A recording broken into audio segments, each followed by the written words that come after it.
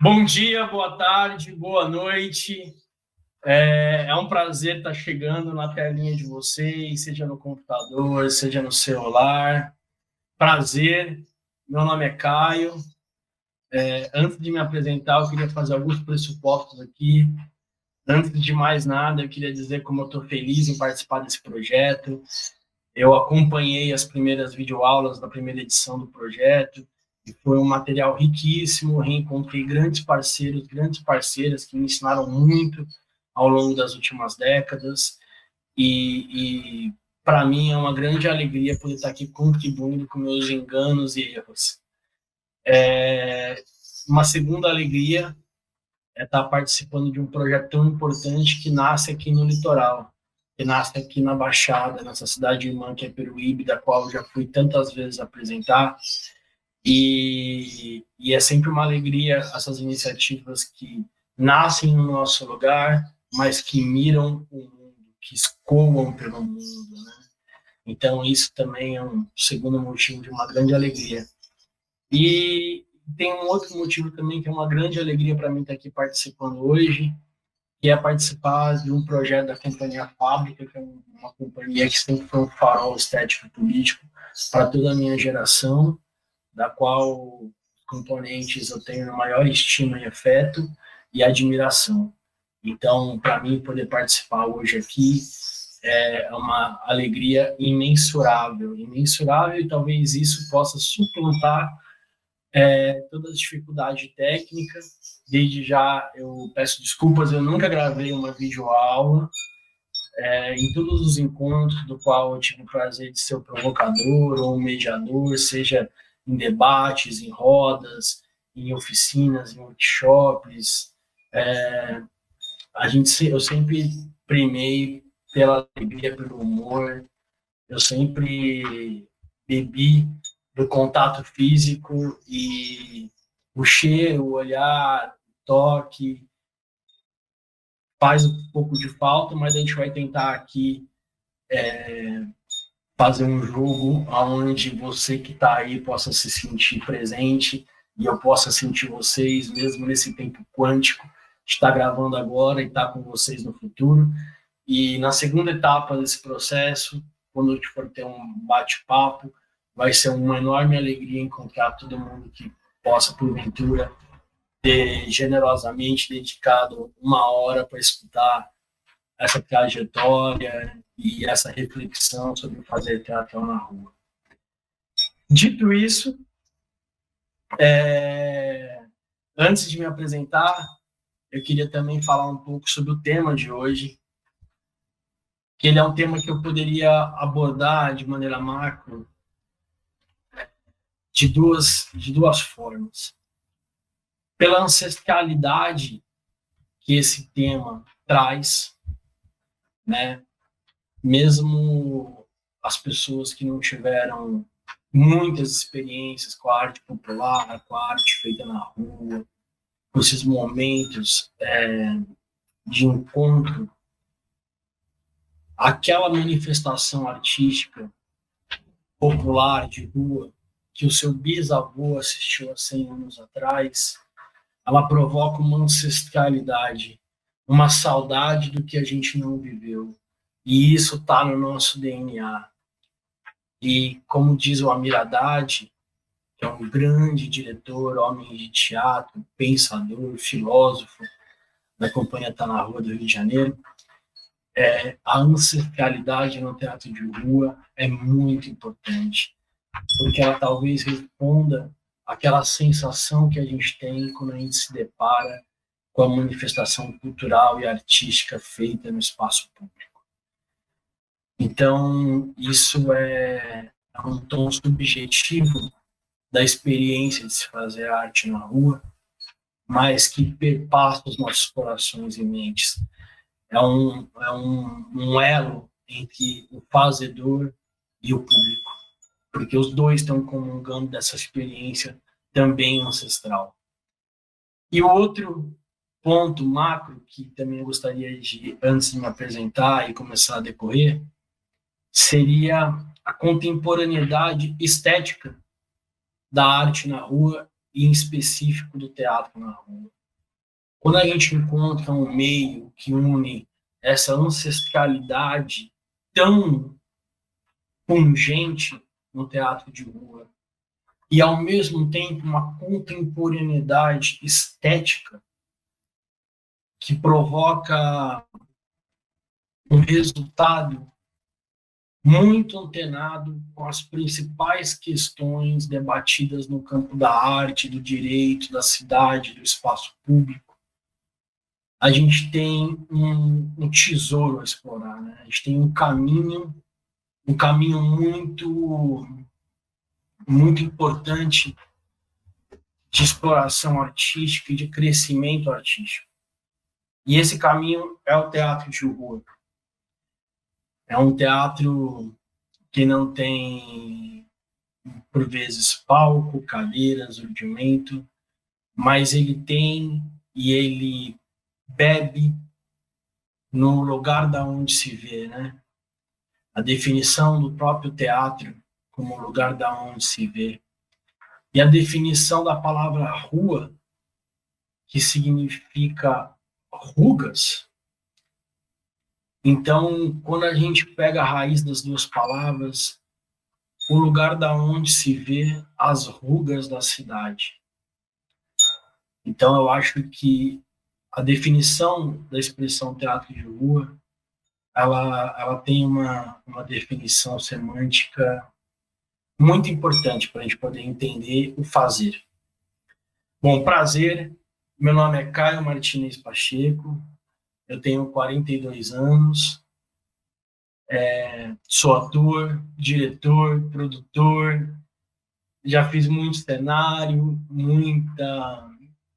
muito figurino, carregador, arranho como músico, e sou pai, tenho um filho de 7 anos, e tenho o prazer de fazer parte de uma companhia chamada Trupe Olho da Rua, que existe há 18 anos, é uma companhia aqui da cidade de Santos, é uma companhia que, desde a sua fundação em 2002, se dedica exclusivamente ao teatro de rua, né? Aos processos do teatro de rua, os processos de criação, de apresentação, de reflexão, de articulação.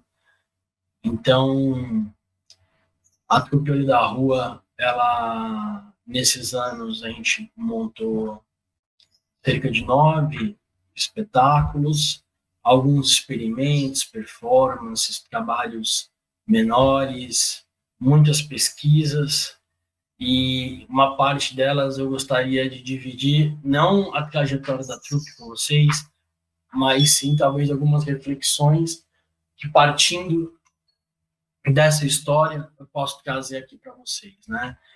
Ao longo desses anos também, eu iniciei a minha vida no teatro alguns anos antes de iniciar o trabalho na trupe, tive experiências com teatro convencional, com companhias de teatro de palco, e só no teatro de rua que eu descobri uma verve que me interessava num lugar para além do teatro, né?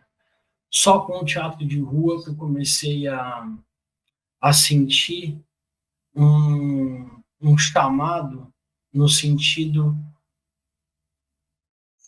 da importância que tem a ação, né? Quando a gente vai para a rua e a gente, através de uma roda, encontra pessoas de diferentes classes sociais, onde as convenções do teatro burguês, do palco, do prédio teatro, elas caem por terra quando você vai fazer teatro de rua. E isso, essa liberdade, o interesse das pessoas em torno do que é apresentado no espaço público, me motiva por demais, né? Me motiva por demais não ter uma bilheteria. Então, isso eu acho que motiva não só a mim, como a todos os grupos, e por isso que eu dei essa abordagem para poder apresentar o trabalho da Trupe Olho da Rua, que é um trabalho de teatro de rua, focado na linguagem do humor da política, da farsa, do épico, da palhaçaria. Então, para poder também me apresentar, só para finalizar esse bloco, eu preciso falar também quais são os movimentos que me formaram, né? Os movimentos artísticos, os movimentos aonde eu encontrei os meus pares que refletiram não só os meios de produção, como também refletiram por muitas vezes a estética e a prática de se fazer teatro de rua, né? Lembrando que o teatro de rua, né, eu sou contemporâneo de uma geração que passou a pesquisar o teatro de rua num momento pós-ditadura, né? Num momento onde, ainda quando acabou a ditadura no Brasil, em 89, demorou alguns anos para a retomada dos espaços públicos, para a retomada das praças, para a retomada do que a gente entende como a máxima liberdade de expressão. Então, esses movimentos foram por demais importantes. Primeiro, o movimento teatral da Baixada Santista, que é um movimento que nasceu em 1958, 59, com a Pagu, com o Plínio Marcos, e que formou e que orientou praticamente 90% de todos os fazedores de teatro da nossa região. Então, eu sou filho desse movimento, né, de organização. Também queria ressaltar aqui a FLIXP, que é um movimento no Fórum do Interior Litoral, que é um movimento de organização dos fazedores prioritariamente no estado, estão fora da capital, que optaram por não seguirem a lógica de irem para a capital fazer teatro, e se mantiveram nas suas localidades, desenvolvendo diálogo com a capital, desenvolvendo diálogo com outras localidades, mas desenvolvendo o fazer no seu espaço, né, no seu território. Também sou filho da RBTR, que é a Rede Brasileira de Teatro de Rua, que é um dos poucos movimentos nacionais de teatro.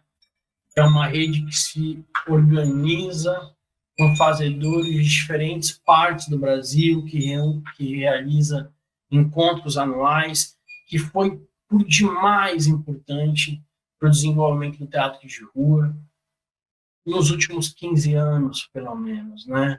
Quando a Rede Brasileira de Teatro de Rua promove um encontro de fazedores de diferentes partes do Brasil, que acabam criando uma rede de articulação, de troca estética, de troca política e de enfrentamento, né? Porque o desafio de se fazer teatro de rua invariavelmente provoca enfrentamentos. Então, como parte da minha apresentação, eu não posso deixar de apresentar esses movimentos que são parte de mim, né? Que sem eles, com certeza, eu teria me tornado outra pessoa. Bom, vamos entrando agora no tema de hoje, né? Vou tentar agora fazer um panorama do teatro de rua e dos seus processos, possibilidades e características, para que a gente possa dividir experiências. O primeiro passo, eu acho, que é um processo pensado para a rua. Um processo pensado para a rua, ele apresenta desafios muito diferentes de um processo pensado para a caixa, né? Para o palco convencional. Na rua, a gente não tem a quarta parede, a rua é um espaço vivo, a rua é um espaço político por natureza, não que o palco não seja, mas o palco é um não lugar, né? A caixa preta onde tudo pode vir a acontecer e se transformar.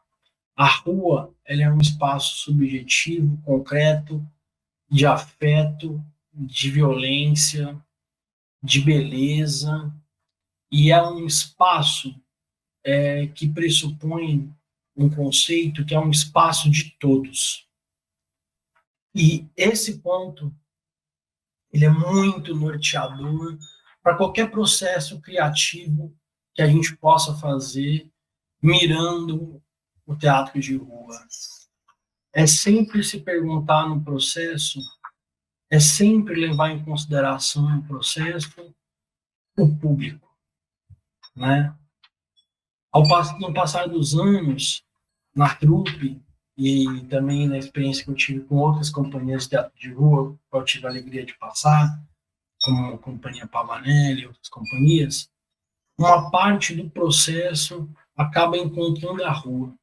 Então, durante o desenvolvimento de um processo, você acaba provocando ações que esse processo se desdobra no espaço público. A experimentação no teatro de rua, ela é um pressuposto que precisa muito ser observado. Enquanto numa sala, a possibilidade de você delimitar uma produção, uma direção de maneira mais fechada é uma possibilidade, no teatro de rua isso é uma impossibilidade.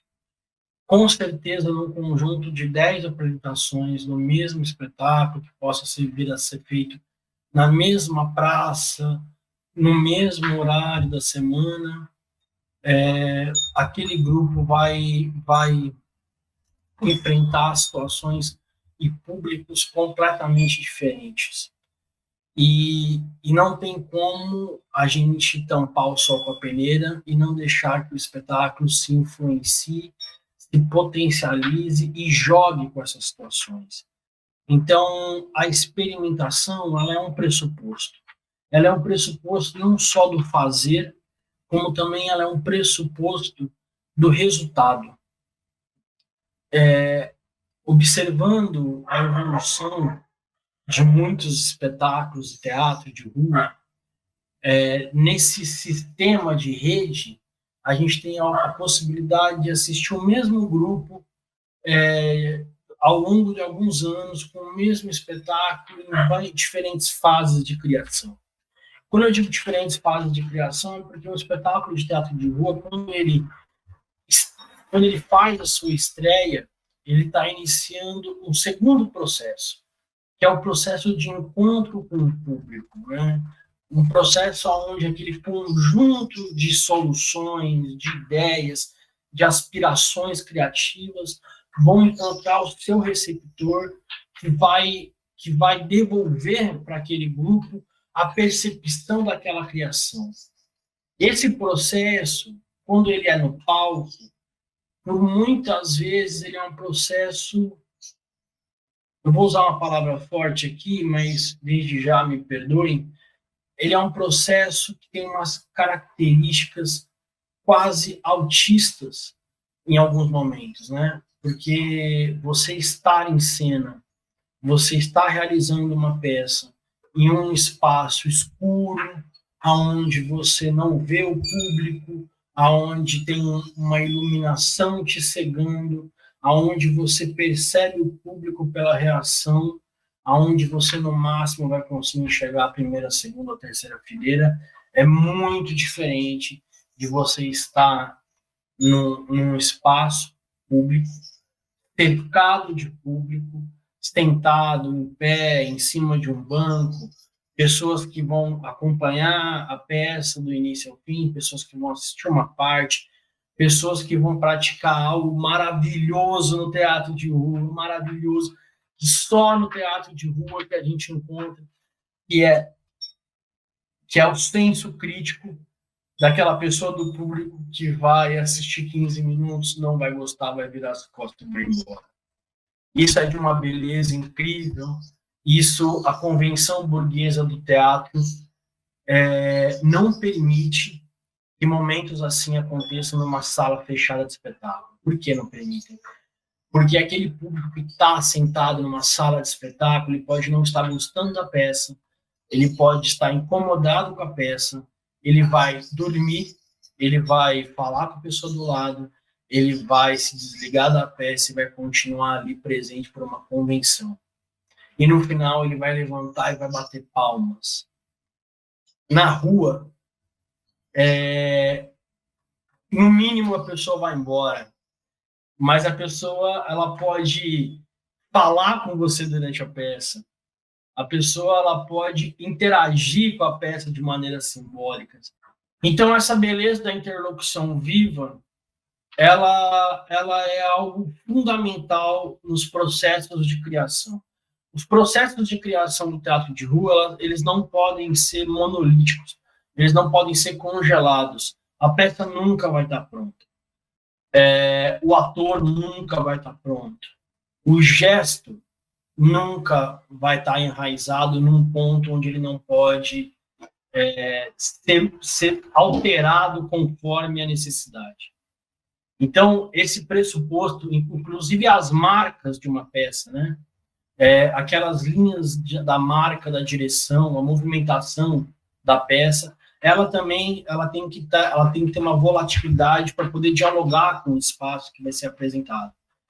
Então, essa beleza do teatro vivo, do teatro como um acontecimento único que vai unir aquelas pessoas naquele espaço com aqueles provocadores, é uma experiência sempre única. Dentro dessas experimentações, eu queria destacar aqui algumas linguagens abordadas, não algumas, porque as possibilidades, elas são muitas, né? Agora, de maneira geral, o que eu mais vejo no teatro de rua? Algo essencial, algo que está muito ligado à ancestralidade, que é o teatro popular, que é a linguagem popular, né? A linguagem popular que muitas vezes é desprezada pela academia, que é desprezada pelo mainstream, que é colocada como um menor.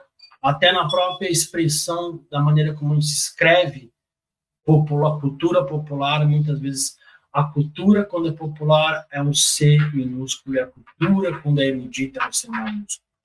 Essa divisão burguesa da concepção da palavra cai por terra quando a gente percebe o potencial do termo popular, né? E quando a gente vai pesquisando quais são os procedimentos de um teatro popular, de um teatro de base, de um teatro que vai se identificar com as expressões mais genuínas do nosso povo, um teatro de sobrevivência, um teatro que vai ressignificar muitas vezes materiais já usados, que vai ressignificar músicas, que vai ressignificar expressões da raiz da cultura popular e vai levar isso para a cena. E vai levar isso para a interlocução direta com o povo. Essa ideia que é uma ideia do senso comum, que o artista está num pedestal, e que o povo está abaixo. O popular, a relação da arte popular, ela equaliza essa distância criada junto com o capital, para que esse momento seja de conversamento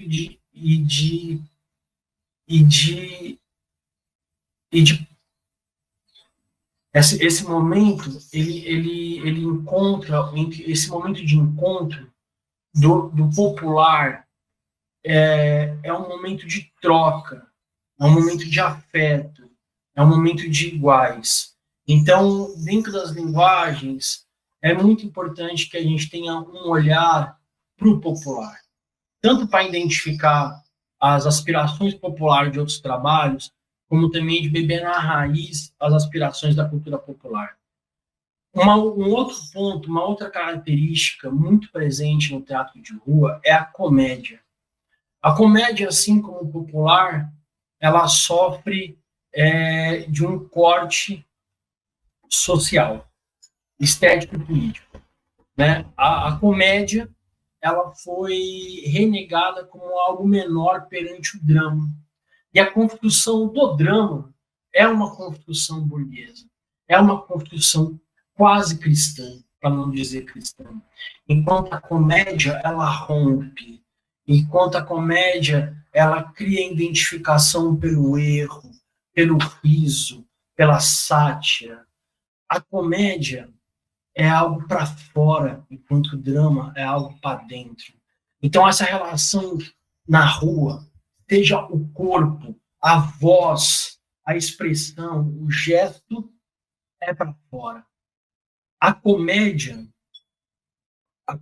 na rua, ela também tem uma ancestralidade muito interessante, porque a comédia ela traz uma ancestralidade que ela vai, de maneira resumida, a gente pode só buscar a referência da comédia dell'arte, ela vai sempre satirizar o poder. A comédia popular, a comédia que é feita na rua, ela vai satirizar não aqueles que estão na sociedade no lugar do sofrimento, não aqueles que historicamente estão sendo vilipendiados.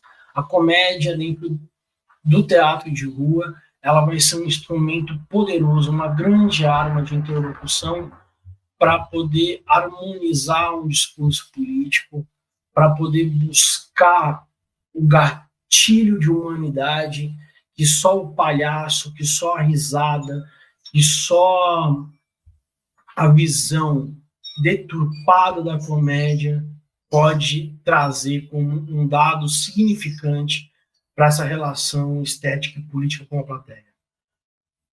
Outro nicho muito interessante de expressão do teatro de rua é o circo, né? O circo que nasce junto com o teatro, que tem essa história entrelaçada e separada, que assim como o teatro, na sua história, foi canalizado para meios burgueses foi canalizado para meios burgueses de organização. O circo, na sua essência, mais propriamente o palhaço, mas não só o palhaço, também é uma linguagem poderosíssima, que junto com a comédia, que junto com o humor, são fontes riquíssimas de pesquisa.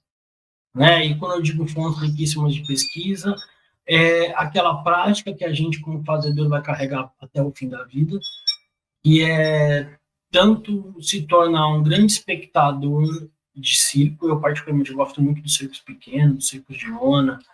Às vezes que eu tive a oportunidade de estar viajando com o teatro, que a gente chega numa cidade que a gente fica sabendo que tem um cirquinho naquela cidade, a gente sempre tenta criar uma agenda para poder ir naquele cirquinho, porque a gente sempre vai ter um grande aprendizado. E assim como a gente também tem espetáculos que versam sobre o circo, sobre o palhaço, outras companhias também têm, e esse processo de investigação técnico, estético, da figura do palhaço, é algo, uma potência que você carrega para qualquer personagem, né? Então, na trupe, por exemplo, a gente tem esse pressuposto. O olhar do palhaço, ele tem que estar presente na construção de todos os personagens, independente da linha estética que a gente vai estar seguindo naquele trabalho. Porque ele é um pressuposto de interlocução. Uma outra característica de linguagem que a gente vai encontrar no teatro de rua é o épico. E aí o teatro épico, ele é aquilo que provavelmente no teatro de rua seja o coração, aquilo que vai bombear o nosso sangue, que vai fazer com que a gente tenha o poder da narrativa. O teatro épico, na sua essência, é um teatro que se utiliza da linguagem narrativa para criar mundos e para destruir mundos.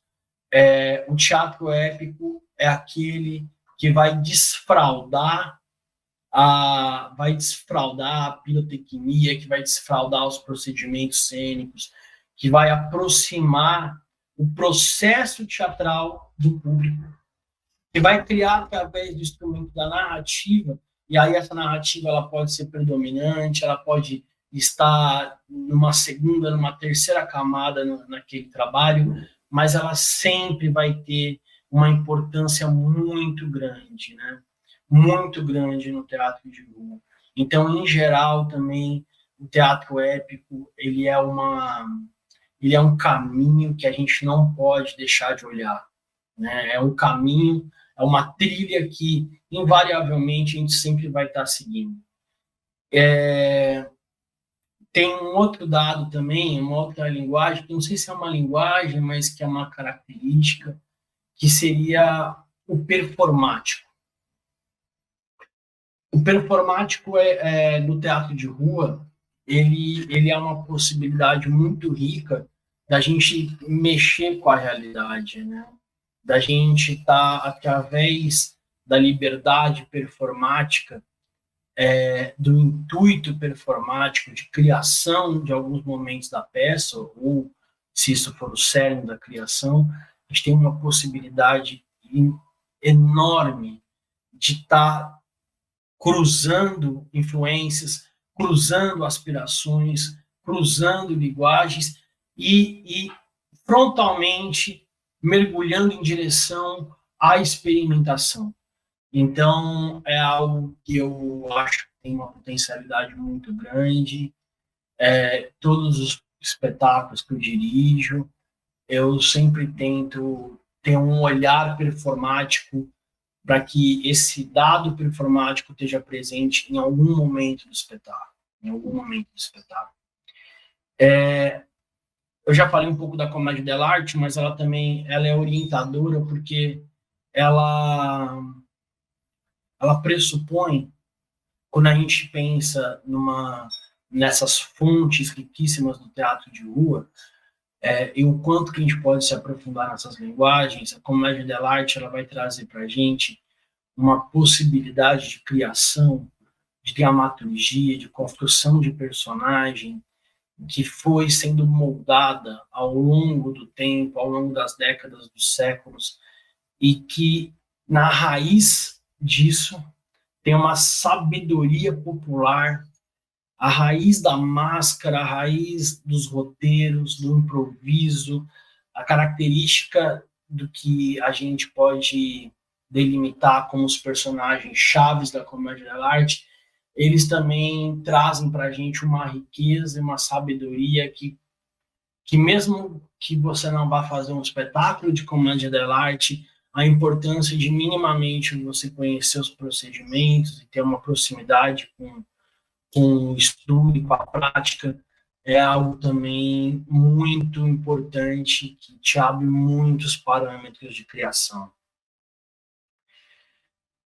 A gente também tem experiências no teatro de rua contemporâneo, e não só no contemporâneo, que são linguagens híbridas, que são espetáculos híbridos que trabalham com linguagens diversas, que trabalham com o espaço de uma maneira híbrida, que fazem uso do teatro de rua, às vezes, como um processo ao longo do espetáculo.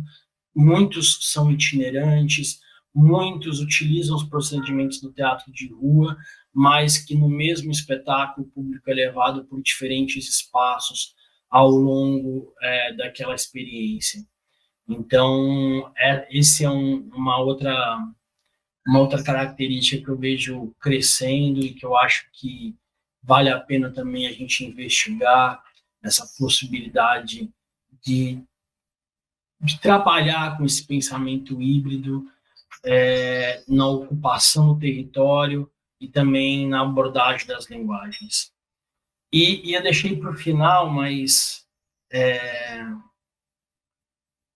não menos importante, na verdade, talvez seja a fonte mais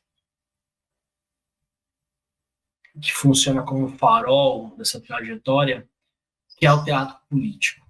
Né? Todo teatro é político, toda criação é política, estética e política não conseguem se separar. Porém, quando a gente assume a propriedade do teatro político, ele traz para a gente um bojo de reflexões e de práticas na criação, ele traz para a gente sempre uma quantidade enorme de questionamentos que a gente vai respondendo nas diferentes etapas do processo, já buscando uma reflexão do significado, do significante de tudo que está sendo criado. Então, ter no cerne de uma criação um conceito muito, muito elaborado, trocado, debatido naquele grupo, naquele conjunto de criadores. O quanto aquele teatro representa, o que ele representa dentro do universo do teatro político, eu acho muito importante para que a gente cada vez mais tenha espetáculos necessários e que possam refletir esse mundo maluco que a gente vive e os desafios que a gente encontra nele. E aí eu não deixei por último, mas eu gostaria de fazer uma parte sobre o drama. Eu já assisti alguns espetáculos que versavam sobre o drama na rua, dirigi um espetáculo que a gente dialogava com o drama, e acredito que o drama, provavelmente, ele é a antítese do que significa, da maior potencialidade do teatro de rua, né? Os efeitos dramáticos, os enlaces dramáticos, a fórmula dramática de se construir uma narrativa, ela é algo que, primeiro, não foi pensado para a rua. Segundo, que tem uma grande dificuldade de interlocução na rua partindo desses princípios. E politicamente, na grande maioria das vezes, representa uma estética que está muito aquém da potencialidade do teatro de rua. Então, essa é a minha visão, a minha opinião, mas eu acho que merece uma reflexão, principalmente uma reflexão sobreposta nas experiências que a gente vem dividindo, que a gente vem assistindo ao longo do tempo. Agora eu queria passar por É lógico que eu poderia falar sobre outras linguagens, sobre outras abordagens, mas como a gente tem pouco tempo, eu estou tentando fazer um apanhado de uma reflexão sobre teatro de rua, de modo a poder dar uma linha de pensamento para quem está tendo a generosidade de dividir esse momento. E agora eu gostaria de falar sobre as diferentes cidades e espaços que contêm o mesmo território. Porque quando a gente parte para realizar, quando a gente parte para poder criar, para poder interagir, para poder seguir um espaço público, a gente vai descobrir que esse teatro de rua ele tem características muito diferentes dependendo do território que você está situado naquela cidade, né? Então, eu vou pegar como base uma cidade como Santos, que tem essa característica de também ser uma cidade praiana, que também tem a característica de ser uma cidade turística. Então, numa cidade assim, a gente tem o espaço turístico, aquele espaço normalmente ligado e próximo à orla, ou é um espaço ligado a uma feira de artesanato, próximo a uma feira de artesanato. Em geral, é um espaço onde o público já está lá, o público está naquela chave da diversão, eles estão lá procurando um momento de alegria, estão ali disponíveis, na verdade, de maneira muito aberta. Então, esses espaços, eles são espaços, em geral, muito confortáveis para grande parte das apresentações. Então, quando você tem um espetáculo, uma farsa, por exemplo, eu esqueci de falar no tópico anterior sobre a farsa.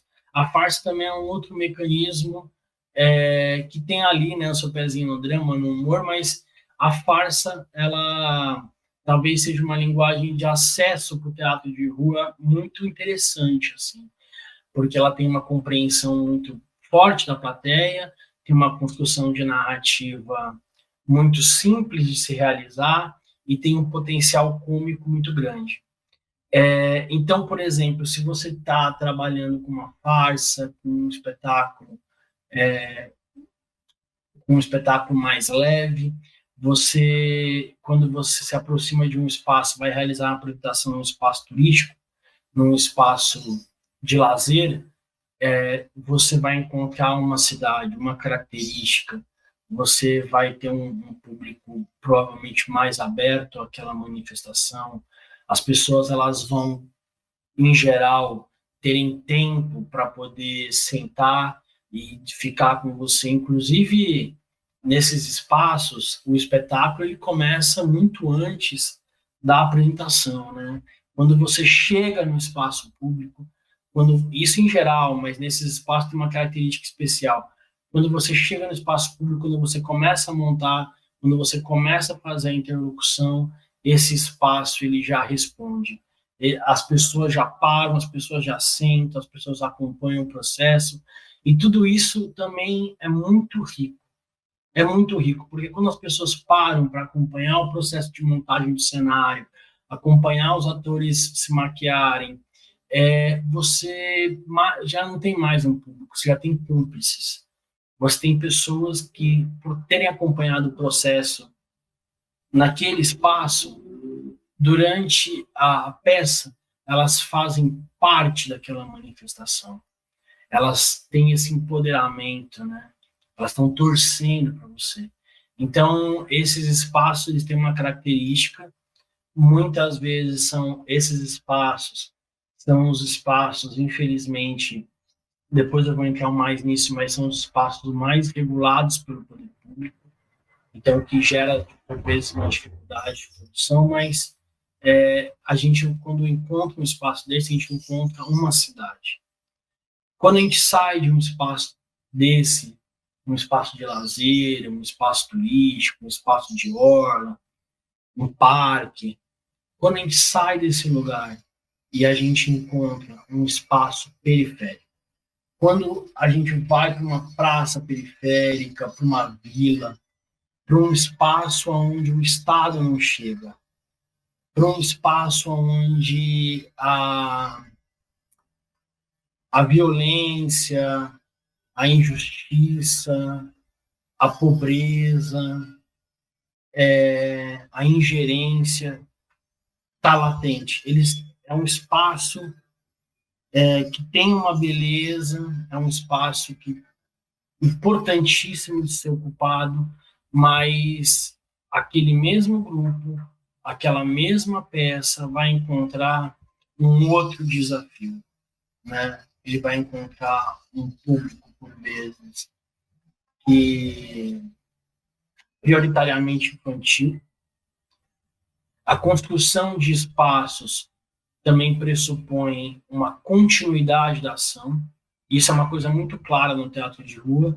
Uma coisa é você ir um dia fazer a apresentação numa praça, a outra coisa é você eleger essa praça e constantemente você se apresentar nessa praça, levar outros grupos a se apresentarem nessa praça, apresentar essa praça uma diversidade de vários trabalhos. Essa construção do espaço público, essa construção subjetiva do espaço público, influencia muito a relação que você vai ter com a plateia. Influencia por demais. Seja no espaço de orla turístico, seja num espaço periférico, seja num espaço central de uma cidade. A constância na construção do espetáculo, a construção daquele grupo em relação àquele espetáculo e aquele desafio diz muito do resultado do que vai ter. Mas, de maneira geral, o espaço periférico ele é um espaço difícil, ele é um desafio político muito grande, porque o interlocutor que está do outro lado tem um filtro da realidade que muitas vezes outros espaços não possuem de maneira totalitária, né?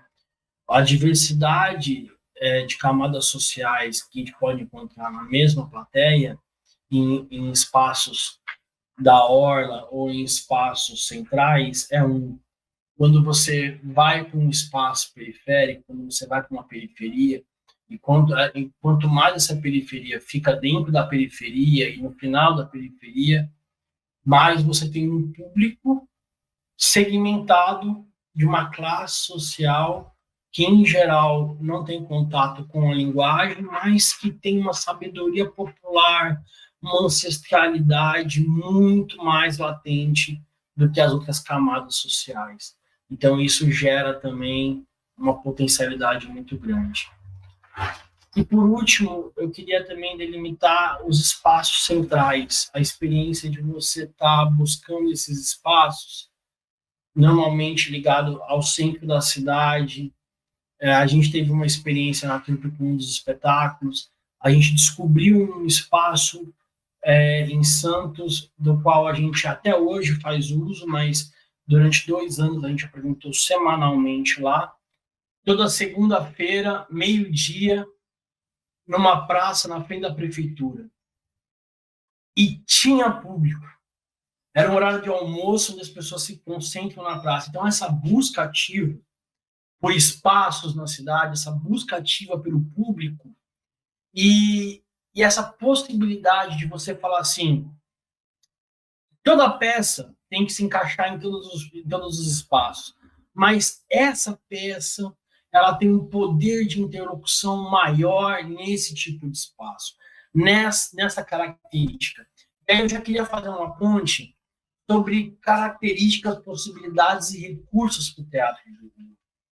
Eu não vou me aprofundar muito, mas eu só quero listar algumas coisas que eu acho que é importante a gente pensar o quanto isso interfere nos nossos processos e o quanto que a gente pode se aprofundar mais sobre isso, né? Porque cada item desse tem um corte muito específico da realização dele na rua. A música. A música no teatro de rua ela é fundamental, né? Ela é fundamental. E a música, por vezes, uma característica muito forte do teatro de rua é que ela é executada ao vivo. Então, essa possibilidade dos atores tocarem, cantarem, ou você ter um trabalho junto com músicos, ela, ela dá uma potencialidade estética viva, humana, muito grande.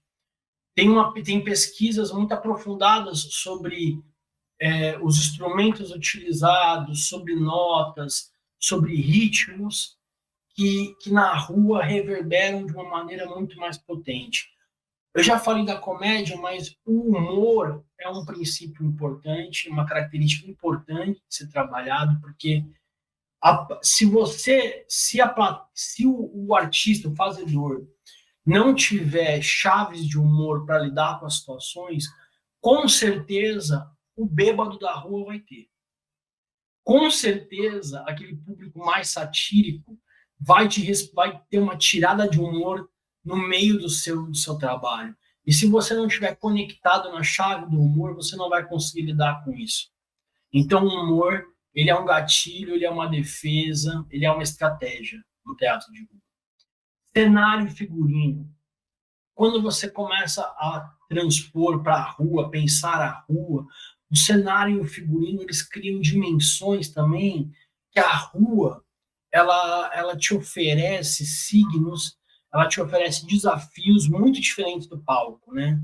Então, a capacidade de produção de um grupo ou de um artista de teatro, um artista de rua, em produzir o seu cenário, o seu figurino, de modo a somar neles as experiências que a rua pede, é algo muito importante que você não vai resolver em um espetáculo. É uma trajetória de criação que você vai se aprofundando na pesquisa do que seria um cenário potente, um figurino potente, um cenário viável, um figurino viável para a rua. A dramaturgia também, a dramaturgia para a rua, ela é uma dramaturgia que tem essa característica também. Ela não pode ser tão fechada. A dramaturgia ela tem que ser um tanto quanto permeável.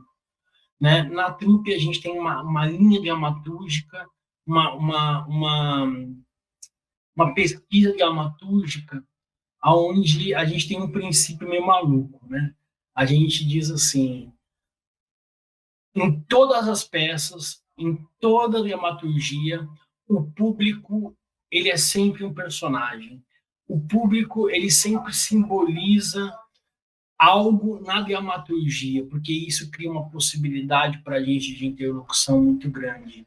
Ele cria para a gente um efeito de cena muito grande, uma possibilidade de discutir aquilo muito grande e dá uma vivacidade para o público. Então, quando a gente fez o Terra Papagaio, o público, no momento, eles eram o povo que estava no cais do Porto, lá em Portugal. No segundo momento, o público eram os índios.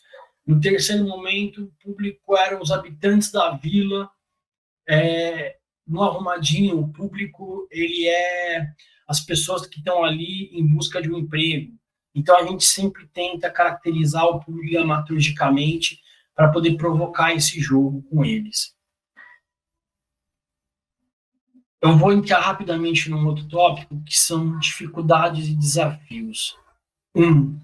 Estrutura técnica na rua. O ator ele vai desenvolver uma voz, um corpo, uma vivacidade de gesto muito característico na rua. É um processo técnico, é um processo empírico, é um processo de sensibilidade e, sobretudo, é um processo de sobrevivência artística. Porque quando você está na rua, não tem um refletor que te aponte, em geral, a sua cena. Você é o seu refletor. Você é a sua luz. Então, você tem que buscar, tecnicamente, e desenvolvendo ao longo do tempo, essa potencialidade de buscar, de trazer o olhar da plateia com você. A gente tem um desafio técnico na rua também de viabilizar, muitas vezes, coisas básicas, como um ponto de luz, como um sistema de sonorização. Tudo isso são desafios que a cada montagem a gente vai errando e acertando, e principalmente a gente vai aprendendo com os grupos parceiros, com os grupos irmãos. As possibilidades do outro, a experiência do outro é sempre uma lição para quem está desse lado.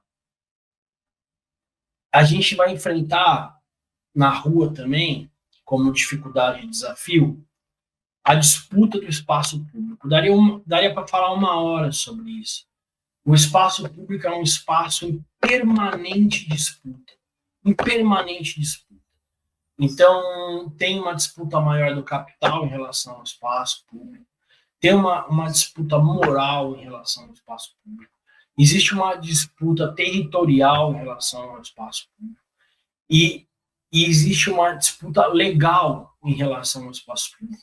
Por mais que a gente, fazedores de rua, a gente esteja no bojo da legislação, a Constituição nos assegura, no artigo 5º, o direito de se expressar livremente, sem pedir autorização prévia. Muitas prefeituras, muitas localidades criaram leis ou de maneira totalmente à revelia, proíbem, regulam e coíbem a livre manifestação artística organizada no espaço público. Então, é importante a gente estar nessa disposição do teatro público, do teatro de rua, da gente estar sempre interligado em rede, porque quando a gente está em rede, a gente percebe que não é com a gente, que está acontecendo semanalmente, a cada dia, em um lugar diferente. Um artista está sendo coibido, um artista está tendo dificuldade para agendar um espaço público na rua.